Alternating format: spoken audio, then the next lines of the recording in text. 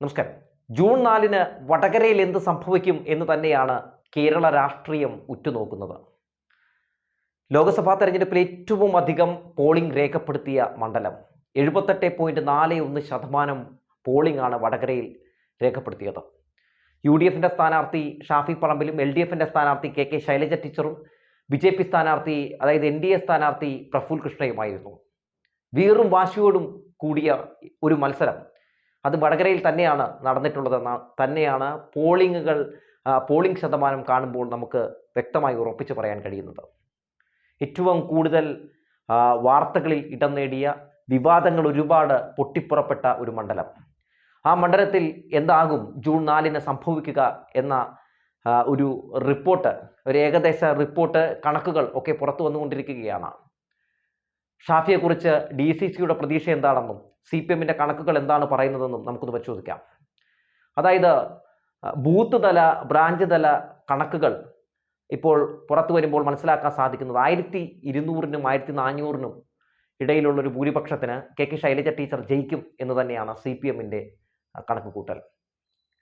അതായത് ഇലക്ഷൻ പ്രഖ്യാപിച്ച് വലതുപക്ഷ മാധ്യമങ്ങൾ പ്രീപോൾ സർവേ പുറത്തുവിടാൻ തുടങ്ങിയത് മുതൽ വടകരയിൽ ഇക്കുറി ശൈലജ ടീച്ചർ ജയിക്കും എന്ന് തന്നെയാണ് എല്ലാ മാധ്യമങ്ങളും ഒരേ സ്വരത്തിൽ പറഞ്ഞുകൊണ്ടിരുന്നത്.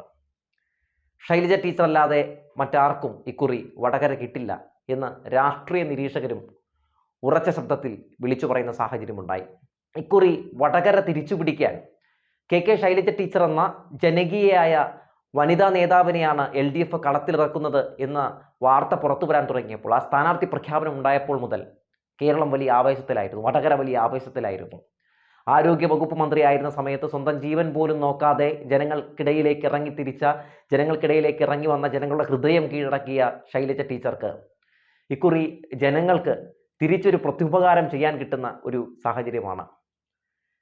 ഒരു മന്ത്രി എന്ന രീതിയിൽ, ഒരു രാഷ്ട്രീയ നേതാവ് എന്ന രീതിയിലൊക്കെ മികച്ച പെർഫോമൻസ് കാഴ്ചവെച്ചിട്ടുള്ള ശൈലജ ടീച്ചർക്ക് MP ആയാൽ അതിലേറെ ഒരുപാട് കാര്യങ്ങൾ ചെയ്യാൻ കഴിയുമെന്ന് വടകരക്കാർ വിലയിരുത്തിയ ഒരു സാഹചര്യമൊക്കെ നമുക്ക് അഭിപ്രായ സർവേ എടുക്കാൻ പോയപ്പോഴൊക്കെ അവിടെ നിന്ന് നേരിട്ട് കണ്ട് അനുഭവിച്ചറിയാൻ കഴിഞ്ഞിട്ടുണ്ട്.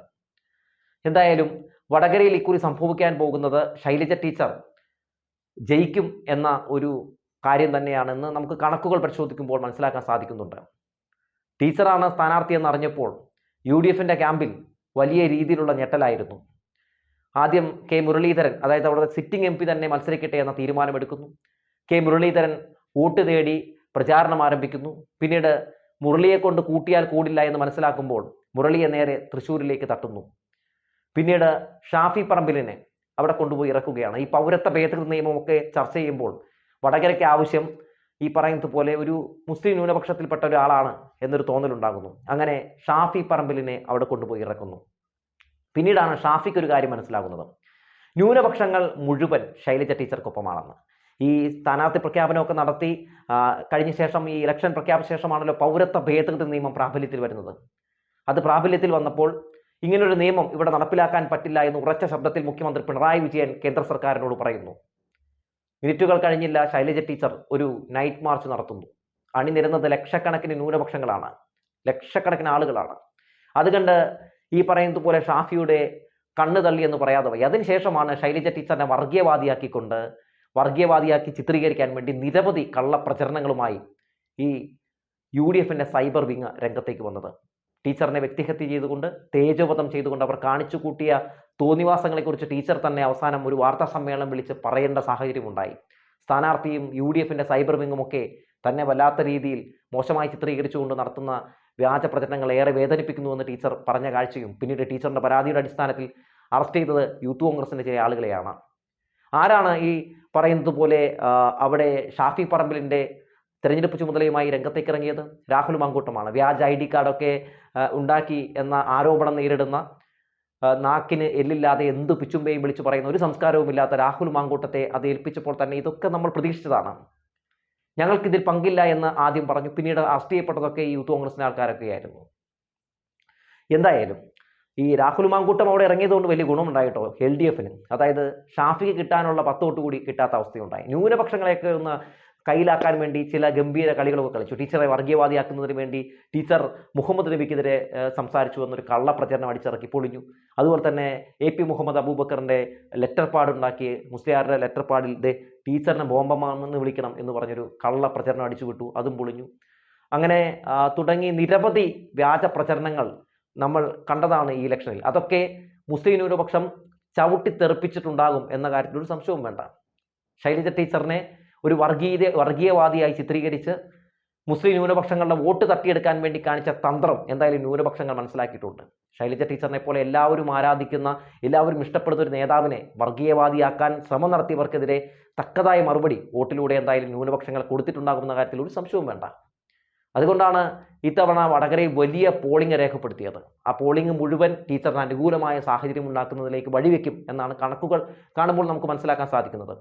ഇലക്ഷന് ശേഷവും ടീച്ചറിനെ വേട്ടയാടൽ ഇവർ നിർത്തിയിട്ടില്ലല്ലോ. അതിനു മുമ്പ് ഒരു കാര്യം കൂടി പറയാതെ വയ്യ. എന്നാണ് ഷാഫിയെക്കുറിച്ച് ഈ പറയുന്ന DCCയുടെ ഒരു പ്രതീക്ഷ എന്ന് ചോദിച്ചാൽ ഒരു പ്രതീക്ഷയുമില്ല എന്ന് കഴിഞ്ഞ ദിവസം തന്നെ നമുക്ക് മനസ്സിലാക്കി തന്നല്ലോ ഈ രാഹുൽ മാങ്കൂട്ടം തന്നെ. രാഹുൽ മാങ്കൂട്ടം പാലക്കാട് എന്ന് സ്വയം പ്രഖ്യാപിത സ്ഥാനാർത്ഥിയായി വോട്ടിരക്കുകയാണ്, വോട്ട് ചോദിക്കുകയാണ്. പല ആളുകളോടും ഈ പറയുന്നത് പോലെ താൻ സ്ഥാനാർത്ഥിയായിട്ട് വന്നിട്ടുണ്ടെങ്കിൽ സഹായിക്കണം കേട്ടോ എന്നൊക്കെ പറഞ്ഞ് നടക്കുകയാണ്. അപ്പോൾ DCC ഈ രാഹുൽ മാങ്കൂട്ടത്തിനോട് എന്താണ് പറഞ്ഞത്? അമിത പ്രതീക്ഷയൊന്നും വേണ്ട. ശ്രദ്ധിക്കണം, അമിത പ്രതീക്ഷയൊന്നും വേണ്ട. അതായത് അമിത പ്രതീക്ഷ ഈ പറയുന്നത് പോലെ ഷാഫിയുടെ കാര്യത്തിലില്ല. അതായത് ഒരു പ്രതീക്ഷയില്ല എന്ന് ഇതിൽ നിന്ന് തന്നെ വ്യക്തമാണ്.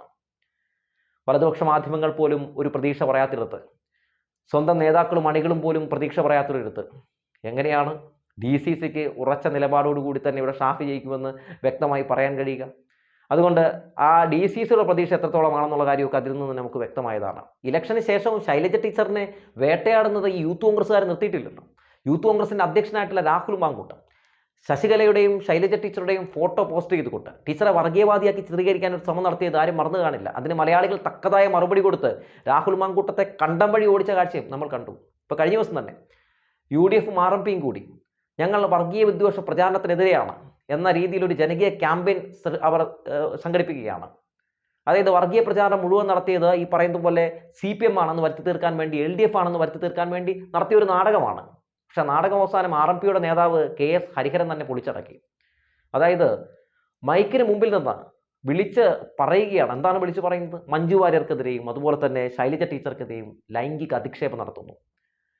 CAക്കെതിരെ ഈ പറയുന്നത് പോലെ LDF ഒരു പ്രതിഷേധം നടത്തിയപ്പോൾ മുഖ്യമന്ത്രി പിണറായി വിജയൻ സംസാരിച്ചുകൊണ്ടിരിക്കവേ പുറകിൽ ഈ മുക്കം മൗലവി നിസ്കരിച്ചതിനെ എങ്ങനെയാണ് വഷളായിട്ട് അയാൾ ചിത്രീകരിക്കുന്നത്? അതായത് മുക്കം മൗലവിക്ക് നിസ്കരിക്കാൻ മുട്ടി നിൽക്കുകയായിരുന്നു. ഇങ്ങനെ നിസ്കരിച്ചത് ഈ പറയുന്നത് പോലെ LDF ന്യൂനപക്ഷങ്ങൾക്കൊപ്പമാണെന്ന് കാണിക്കാൻ വേണ്ടി കാണിച്ച നാടകമാണെന്ന രീതിയിലൊക്കെ ചിത്രീകരിക്കാൻ ശ്രമം നടത്തുന്നു. ആ വേദിയിൽ ആരൊക്കെയാണ് ഉണ്ടായിരുന്നത്? സതീശൻ, രമ, ഷാഫി പറമ്പിൽ, ഇവരൊരാൾ പോലും ഈ പറയുന്ന ഹരിഹരൻ സംസാരിച്ചതാണ് ഷാഫി പറമ്പിലൊക്കെ.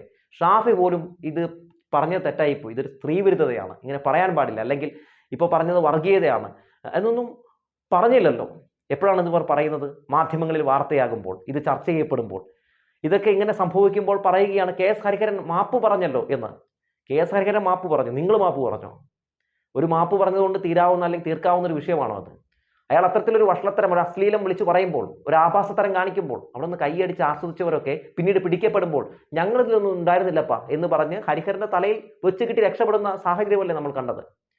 അതായത് ആ വഷളത്തരം പറഞ്ഞ, ആ ലൈംഗിക അധിക്ഷേപം നടത്തിയ ആളെ പോലെ തന്നെയാണ് ഈ പറയുന്ന അത് ആസ്വദിച്ചവരും. അവരും ഹരിഹരന്മാരാണ് എന്ന് നമുക്ക് ഉറപ്പിച്ച് പറയാൻ കഴിയും. പിന്നീട് ഈ വിഷയമെല്ലാം കഴിഞ്ഞ ശേഷം ഇനി ഈ പറയുന്നത് പോലെ ഈ വർഗീയ പ്രചാരണവും ഈ വിദ്വേഷ പ്രചാരണവും ഒക്കെ നടത്തി അവിടെ വോട്ട് മേടിക്കാൻ വേണ്ടി ഇറങ്ങി തിരിച്ചത് ആരാണെന്നൊന്നും പറയേണ്ട കാര്യമില്ലല്ലോ. കാഫറായ സ്ത്രീക്ക് വോട്ട് ചെയ്യരുതെന്ന് പറഞ്ഞത് ആരാണെന്നൊന്നും ഞാൻ പറയേണ്ട കാര്യമില്ല. എന്തായാലും വടകര ഇക്കുറി ചുവക്കും എന്ന കാര്യത്തിൽ ഒരു സംശയവും വേണ്ട.